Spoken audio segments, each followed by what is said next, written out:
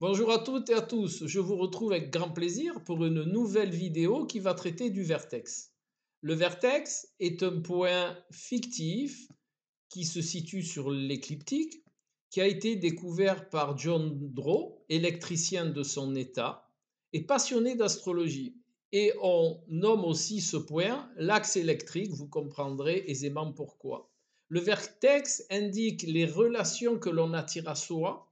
Le vertex indique les relations qui vont être importantes dans notre vie. Le vertex indique les relations qui vont amener des transformations dans notre vie. Voilà. Il contribue à avoir un indice sur la qualité des relations amoureuses, des unions, des mariages, des associations, en réalité tout ce qui est relationnel. Au préalable, il est vraiment important de conscientiser que le vertex à lui seul ne fait pas la relation, bien entendu. C'est un point important qui va nous donner des indices. Il y a des relations où le vertex n'est pas en jeu parce qu'il y a d'autres puissantes positions qui vont faire que les personnes vont être en relation, mais le vertex est souvent, je dirais même plus très souvent, très parlant en ce qui concerne les synastries, c'est-à-dire la relation entre deux personnes. Je vais vous donner deux exemples. Sylvie Vartan et Johnny Hallyday qui avaient leur vertex en opposition. Et vous avez aussi Céline Dion et René qui ont le vertex à 1 degré d'écart. Pour un, 19 degrés du Sagittaire, pour l'autre, 18 degrés du Sagittaire. Voilà. Et je vous invite à faire vos propres recherches. Vous verrez que vous en trouverez beaucoup comme ça. Donc, cela amène une grande valeur en ce qui concerne les relations entre deux personnes de ce point fictif. Ah, j'allais oublier. Si vous désirez vous initier à l'astrologie, si vous désirez vous faire suivre dans votre évolution astrologique, vous initiez au symbolisme, à la numérologie symbolique, au tarot de Marseille. Et si vous désirez suivre une voie initiatique, vous avez mon adresse mail dans le descriptif de la vidéo. Et n'oubliez pas, petit pouce en l'air, commentaire, partage de la vidéo, tout ça, c'est bon pour la chaîne. Voilà.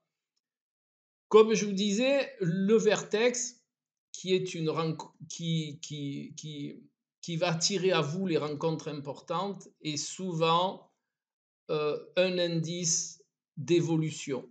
Par cette rencontre, eh bien, ça va engendrer en nous toutes sortes de compréhensions qui va faire que on va évoluer, on va avoir des perceptions. Hein. L'interaction avec l'autre est toujours une porte ouverte à l'évolution, même si parfois ça provoque des crises.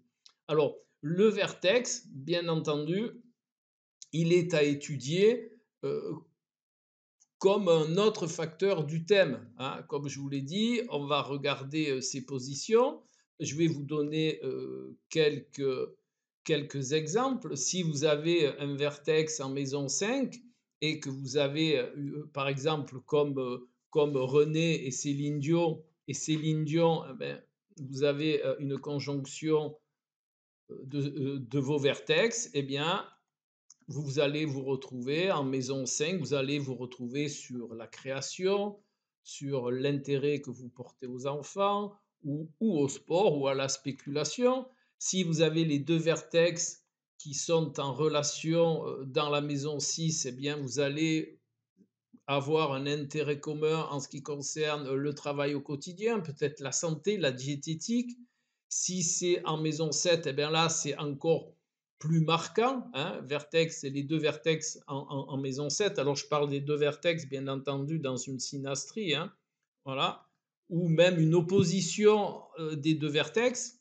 Eh bien, il sera intéressant de tenir compte de ce paramètre si vous vous associez, si vous vous mariez ou si vous êtes en relation d'affaires. Voilà. Et bien entendu, quand les deux vertex sont en conjonction, par exemple, dans la maison 8, eh bien, cela va occasionner là encore plus de transformations. Cela peut même occasionner des transmutations. Et c'est vraiment quelque chose de très, très intéressant à vivre. Voilà. Alors, n'oubliez pas, hein, le vertex n'est pas à prendre en compte à lui tout seul, mais il est à prendre en compte toujours pareil dans la globalité du thème. Tous les aspects sont bons pour le vertex, hein, que ça soit une opposition, un carré, que ça soit un trigone, un sextile, et vous interprétez ça de la même manière qu'un autre facteur, que l'interprétation d'un autre facteur. D'accord? Le carré, eh bien, ça va faire une relation très dynamique avec des tensions, mais des tensions qui vont amener des crises, et les crises est toujours la porte ouverte à avancer, à évoluer. L'opposition, ben, l'opposition, c'est toujours une complémentarité. Vous le savez maintenant que pour moi, les oppositions sont à la base des complémentarités. Il n'y a que si cette complémentarité est mal vécue, eh bien, ça va aller vers l'opposition. Le trigone et le sextile sont des aspects euh, plutôt qui vont engendrer une relation qui va être un petit peu plus facile, mais méfiez-vous parce que ces deux aspects peuvent empêcher de mettre des bûches dans la cheminée, hein. Vous savez, quand on parle de relation, une relation, elle ne vit pas à elle seule. Si on n'y met pas ce qu'il faut, eh bien, à un moment ou à un autre, elle va s'éteindre. Donc là, méfiez-vous des aspects dits harmoniques qui peuvent amener une certaine passivité et l'oubli de mettre des bûches dans la cheminée. Voilà. Bien, j'espère que cela vous aura amené un nouvel outil, un nouveau regard sur les synastries. Et j'ai envie de vous dire, étudiez ce point fictif en ce qui concerne les relations parce qu'il est très, très, très parlant.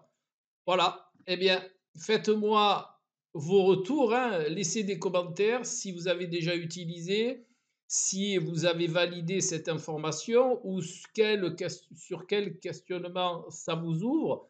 Vous pouvez aussi vous servir du vertex pour vous poser des questions sur votre relation.